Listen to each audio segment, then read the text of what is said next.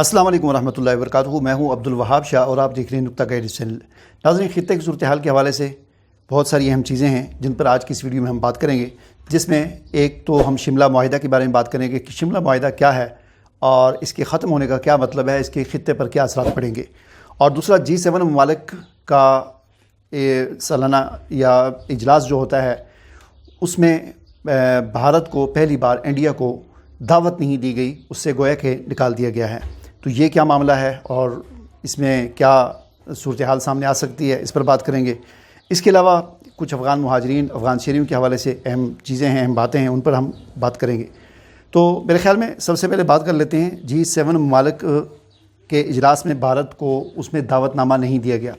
G7 اصل میں دنیا کے 7 بڑے ممالک ہیں، ایسے ممالک کے جو ترقی یافتہ ممالک ہیں، جن کی معیشتیں بہت مضبوط ہیں اور صنعتی ممالک ہیں، دنیا کے طاقتور ترین 7 ایسے ممالک، ان کا ایک اتحاد ہے، اسے G7 کہا جاتا ہے۔ پہلے اسے G8 کہا جاتا تھا، اس میں روس بھی شامل تھا، لیکن بعد میں امریکہ نے روس کو اس سے نکال دیا تو یہ G8 سے G7 بن گیا۔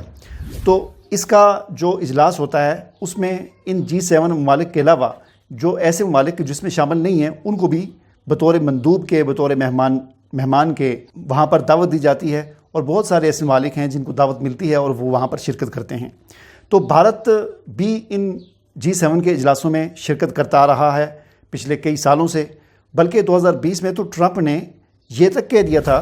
کہ بھارت جو ہے یہ دنیا کی بہت بڑا ملک ہے، بہت بڑی معیشت ہے، بہت بڑی آبادی ہے، تو ہم اس G7 میں بھارت کو بھی شامل کر لیں گے، یعنی باقاعدہ اس کا رکن بنا دیں گے۔ یہاں تک نوبت آ گئی تھی، لیکن اس دفعہ پہلی بار ایسا ہوا ہے کہ بھارت کو دعوت نامہ ہی نہیں ملا۔ تو یہ بڑی یعنی بھارت کے لیے ایک رسوائی والی بات ہے کہ 10 مئی کی جو پاک بھارت جنگ تھی، اس کے بعد مسلسل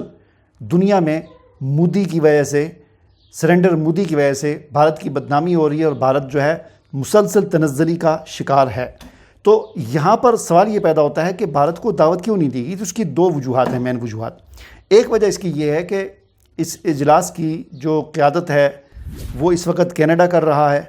اور کینیڈا کے اور انڈیا کے حالات آپس میں ٹھیک نہیں ہیں۔ اس کی وجہ یہ ہے کہ 2 سال پہلے کچھ سکھ رہنما کینیڈا میں قتل ہوئے تھے، اور ان کے قتل پر الزام یہ لگا تھا کہ اس کو بھارت کی خفیہ ایجنسی را نے کینیڈا میں قتل کیا ہے،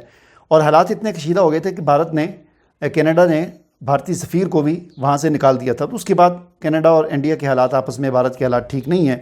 ایک وجہ تو یہ ہے، لیکن دوسری جو اہم وجہ یہ ہے کہ مغرب جو ہے اس وقت بھارت سے ناراض ہے،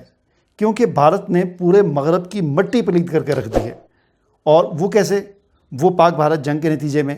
کہ اس جنگ کے نتیجے میں اس سے پہلے دنیا یہ سمجھتی تھی کہ بھارت بہت بڑا ملک ہے، اور روس کو بھارت جو ہے، امریکہ کو بھارت یہ کہتا تھا کہ میں چین کا مقابلہ کروں گا، آپ مجھے ہتھیار دو۔ مغرب کو کہتا تھا میں چین کو لگام ڈالوں گا، آپ مجھے ہتھیار دو۔ تو پورے مغرب نے، یورپ نے، امریکہ نے انڈیا کو ہر قسم کے ہتھیار دیے، فرانس نے رافیل طیارے دیے، اور یہ سلسلہ چلتا رہا۔ اور دوسری طرف روس بھی جو ہے وہ انڈیا سے اور بھارت سے ناراض ہے، اور اس کے ناراض ہونے کی بھی وجہ یہی ہے کہ اس جنگ میں بھارت نے نہ صرف روس بلکہ یورپ اور امریکہ اور اسرائیل کو بدنام کیا ہے۔ رافیل طیارے مار گرائے گئے، ڈرون مارے گئے، اس جنگ میں سخت شکست ہوئی، اور پھر سب سے بڑھ کر یہ کہ بھارت کی حکومت اور میڈیا نے اتنا جھوٹ بولا کہ اپنے آپ کو ہی بدنام کر دیا۔ تو بہرحال یہ وجوہات تھیں جس کی وجہ سے پہلی بار G7 کے اجلاس میں بھارت کو دعوت نہیں دی گئی۔ اب آتے ہیں شملہ معاہدے پر کہ شملہ معاہدہ کیا ہے۔ دیکھیں، شملہ معاہدہ یہ بلکہ اس کو تھوڑا سا پیچھے سے شروع کرتے ہیں کہ جب پاکستان بنا 1947 میں، تو 1948 میں پاک بھارت کشمیر جنگ ہوئی، یعنی کشمیر کے حصول کے لیے پاکستان اور بھارت کی جنگ ہوئی۔ بھارت کہتا تھا کشمیر ہمارا ہے، پاکستان کہتا تھا کشمیر ہمارا ہے، کیونکہ مسلمانوں کا خطہ ہے، اور اس وقت تقسیم یہی ہوئی تھی کہ جہاں پر مسلمانوں کی آبادی زیادہ ہے تو وہ پاکستان کے ساتھ شامل ہو جائیں گے۔ لیکن اس پر بھارت نہیں مانا، اور اس پر پاکستان اور بھارت کی جنگ ہوئی۔ اس جنگ میں ظاہر ہے کچھ حصہ پاکستان نے قبضے میں لے لیا، جس کو آج ہم آزاد کشمیر کہتے ہیں، اور کچھ حصہ بھارت نے قبضے میں لے لیا۔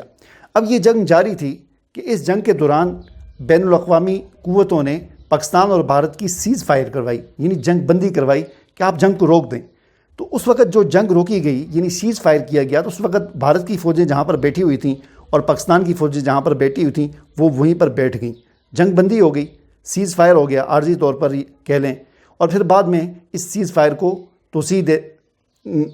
ہوتی رہی، اس میں توسیع ہوتی رہی کہ چلیں فلاں تاریخ تک، اور کرتے کرتے یہ جنگ بندی قائم رہی اور کئی سال گزر گئے۔ ادھر بھارت اپنی جگہ پر بیٹھا ہوا تھا اور ادھر یہ، لیکن بیچ میں کوئی بارڈر نہیں تھا، یعنی قانونی طور پر کوئی بارڈر نہیں تھا، سیز فائر تھی کہ جنگ بند ہے، حالتیں جنگ میں ہیں لیکن وقتی طور پر ہم نے جنگ بند کی ہوئی ہے۔ کرتے کرتے 1972 کا زمانہ آ جاتا ہے اور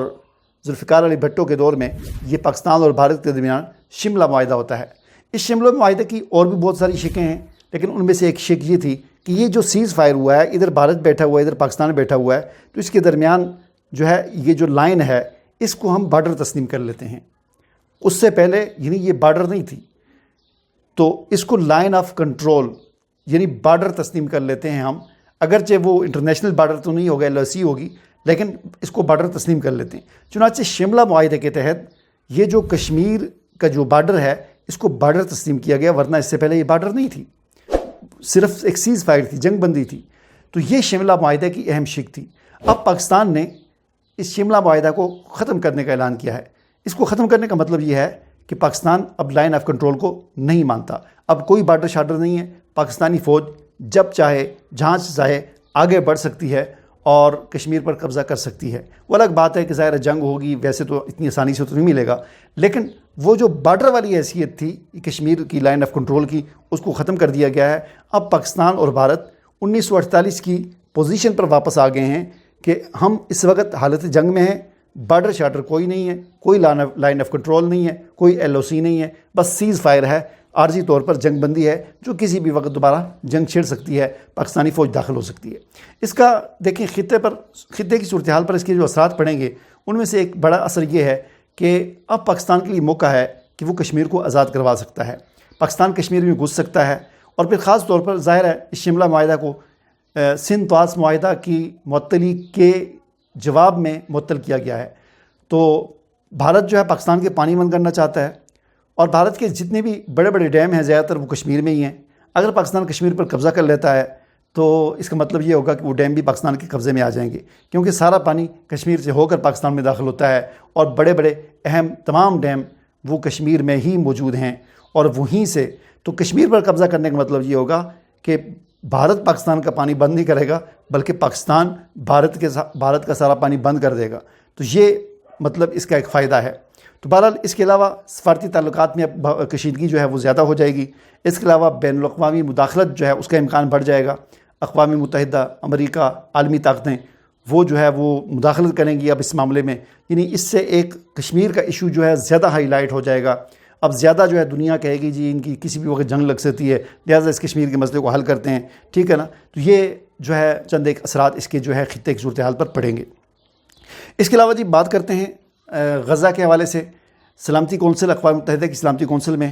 ایک قرارداد پیش کی گئی، اور اس قرارداد کا مقصد یہ تھا کہ غزہ میں فوری طور پر جنگ بندی کی جائے، اور دوسرے نمبر پر وہاں پر ہم فلسطینیوں کے لیے جو غذائی امداد جو ہے اس کے داخلے پر جو پابندی لگائی گئی اس پابندی کو ہٹایا جائے۔ یعنی دو مقصد تھے، ایک تو فلسطینیوں تک امداد کو پہنچنے دیا جائے، وہ پابندی ہٹائی جائے، اور دوسرا یہ کہ فوری طور پر جنگ بندی کی جائے۔ اب یہ جو قرارداد تھی یہ سلامتی کونسل میں پیش کی گئی، تو امریکہ نے اس قرارداد کو ویٹو کر دیا۔ ویٹو کرنے کا مطلب آپ لوگ سمجھتے ہوں گے، لیکن جن کو نہیں پتہ ان کو بتا دوں کہ دنیا کے 5 ایسے ممالک ہیں جو طاقتور ممالک ہیں، جیسے چین، روس، امریکہ، فرانس وغیرہ، کہ یہ 5 ایسے ممالک ہیں، برطانیہ، یہ 5 ایسے ممالک ہیں کہ ان کے پاس ویٹو کی طاقت ہے۔ ویٹو کا مطلب یہ ہے کہ ساری دنیا اگر قرارداد کے حق میں ہاتھ اٹھا دے، ان 5 ممالک میں سے کوئی ایک کہہ دے کہ میں نہیں مانتا، تو وہ قرارداد ویٹو ہو جاتی ہے، یعنی ساری دنیا کے مقابلے میں اس ایک ملک کی بات کو مانا جائے گا۔ یہ ہوتا ہے ویٹو کا مطلب۔ تو یہ 5 ایسے ممالک ہیں جن کے پاس ویٹو کی پاور ہے، ویٹو کی طاقت ہے۔ تو غزہ کی جنگ بندی کے لیے سلامتی کونسل میں قرارداد پیش ہوتی ہے۔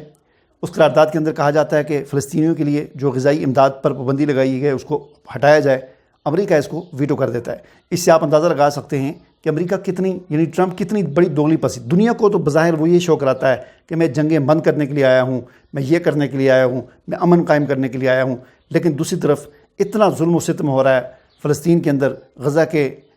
مسلمانوں پر، وہاں پر انسانیت کے ساتھ ظلم ہو رہا ہے، لیکن امریکہ نے اس قرارداد کو، اس جنگ بندی کی قرارداد کو نہ صرف ویٹو کیا، ختم کر دیا، بلکہ اس کے ساتھ ساتھ وہاں پر غذائی امداد پہنچنے کے لیے جو قرارداد کے اندر شک تھی، پوری قرارداد کو ہی اس نے ویٹو کر دیا۔ اس کے بعد پاکستان کے وہاں پر جو مندوب تھے انہوں نے کہا کہ اس پر بہت افسوس کا اظہار کیا اور کہا کہ یہ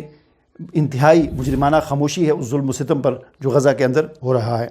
اس کے علاوہ جی ایک اور خبر افغان مہاجرین کے حوالے سے ہے۔ ایک تو افغان مہاجرین کا جو معاملہ ہے امریکہ میں، اور ایک افغان مہاجرین کا معاملہ ہے پاکستان میں۔ افغان مہاجرین کا جو امریکہ کا معاملہ ہے اس میں یہ ہے کہ ٹرمپ نے، جیسا کہ پہلے میں نے عرض کیا تھا کہ افغان مہاجرین کے جو ہے وہ ان کو وہاں سے وہ نکال رہے تھے، لیکن آج امریکہ نے ایک مکمل طور پر افغان شہریوں کے امریکہ میں داخلے پر پابندی لگا دی ہے۔ یعنی کسی قسم کا کوئی شہری، نہ ویزے والا، نہ ویزا لے کر، نہ سیاحتی، کوئی بھی افغان شہری امریکہ میں داخل نہیں ہو سکتا۔ مکمل طور پر امریکہ نے پابندی لگا دی ہے۔ لہٰذا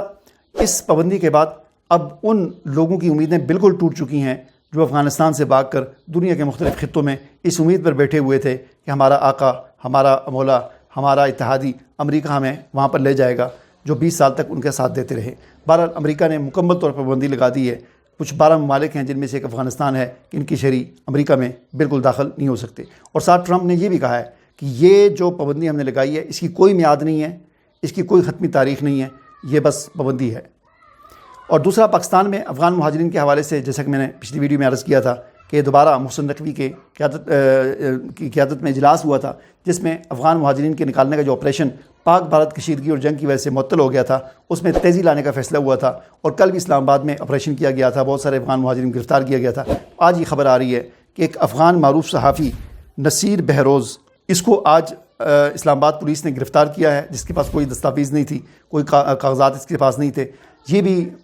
شاید ان افغانیوں میں سے ہے کہ جو افغانستان سے، افغان حکومت سے بھاگ کر پاکستان میں رپوش ہوئے تھے۔ تو اس صحافی نصیر بہروز کو اسلام آباد پولیس نے گرفتار کر کے حاجی کیمپ میں، جو ایک وہاں پر کیمپ لگایا ہوا ہے،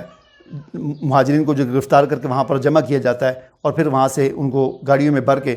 جو ہے ترخم سے اندر کر دیا جاتا ہے۔ تو اس صحافی کو بھی گرفتار کر دیا ہے۔ اس کے علاوہ ایک اور صحافی افغانی، وہ بھی غیر قانونی طور پر پاکستان میں چھپا ہوا تھا، اس کو بھی گرفتار کیا گیا ہے، اور بہت سارے دیگر افغانی غیر قانونی جو اسلام آباد موجود تھے ان کو آج گرفتار کر کے حاجی کیمپ منتقل کر دیا گیا ہے۔ اس کے علاوہ پاکستان سے ایک اور خبر آ رہی ہے، یہ بڑی افسوسناک خبر ہے، تشویشناک خبر ہے، خاص طور پر غریب لوگوں کے لیے، مڈل طبقے کے لوگوں کے لیے، کہ حکومت پاکستان ایک فیصلہ کرنے والی ہے۔ بھی فیصلہ ہوا تو نہیں ہے، لیکن تجویز ایک آئی ہے کہ آئندہ جو 10 جون کو جو بجٹ آ رہا ہے اس بجٹ میں ایک یہ قانون لایا جا رہا ہے کہ پٹرول پمپوں پر جو لوگ کیش کے ذریعے، یعنی ہم جاتے ہیں پٹرول ڈلواتے ہیں گاڑی میں یا موٹر سائیکل میں تو ہم کیش دیتے ہیں، تو حکومت یہ چاہتی ہے کہ لوگ کیش دینے کے بجائے وہاں پر اپنے یعنی ڈیجیٹل طریقے سے اپنی جو ہے وہ پیمنٹ ادا کریں، یعنی کارڈ کے ذریعے پیمنٹ کریں، ایزی پیسہ کے ذریعے، جیز کیش کے ذریعے، جو بینک کا کارڈ ہوتا ہے اس کے ذریعے، یعنی کسی بھی ڈیجیٹل طریقے سے پیمنٹ وہاں پر کریں۔ تو ایک تجویز یہ دی گئی ہے کہ 10 جون کو بجٹ میں یہ قانون بنا دیا جائے کہ جو آدمی کیش کی صورت میں پیسے دے گا تو اس کو پٹرول مہنگا ملے گا، اور جو ڈیجیٹل طریقے سے پیمنٹ کرے گا اس کو پٹرول سستا ملے گا۔ تو یہ بڑی افسوسناک بات ہے، یعنی اس کا ملک کو کوئی فائدہ نہیں ہونا، بلکہ الٹا غریب عوام پر ایک مزید جو ہے وہ بوجھ بنے گا کہ جو لوگ، ظاہر ہے یہاں پر انٹرنیٹ نہیں چلتا پاکستان میں، ڈیجیٹل اس کے لیے انٹرنیٹ چاہیے، پھر لوگ اتنے پڑھے لکھے نہیں ہیں، ہر بندے کو جو ہے، میں دیکھتا ہوں کہ بینکوں کے آگے اور ڈاکخانوں کے آگے بجلی کا بل جمع کرانے والوں کو لمبی لمبی لائنیں لگی ہوتی ہیں۔ تو یعنی ایک ہر آدمی کے پاس موبائل ہے، اس موبائل کے اندر بڑی آسانی کے ساتھ آپ بجلی کا بل جمع کرا سکتے ہیں، لیکن اس کے باوجود آپ دیکھیں کہ ڈاکخانوں کے آگے اور بینکوں کے آگے بجلی کا بل جمع کرانے کی لائن لگی، یعنی لوگ بجلی کا بل نہیں جمع کروا سکتے، اتنی کم تعلیم کی وجہ سے یا کوئی بھی اس کی وجہ ہو سکتی ہے، کسی کے پاس نیٹ نہیں ہے، کسی کے پاس وہ موبائل نہیں ہے، کسی کے پاس کیا مسئلہ ہے۔ تو یہ کیسے ہو سکتا ہے کہ وہ جی ہر بندہ موٹر سائیکل پہ پٹرول بھرنے والا بھی وہ جائے اور وہاں پر وہ ڈیجیٹل طریقے سے پیمنٹ کرے؟ تو یہ میرے خیال میں اچھا قانون نہیں ہے، ایسا نہیں ہونا چاہیے۔ اجازت دیجیے، اللہ حافظ۔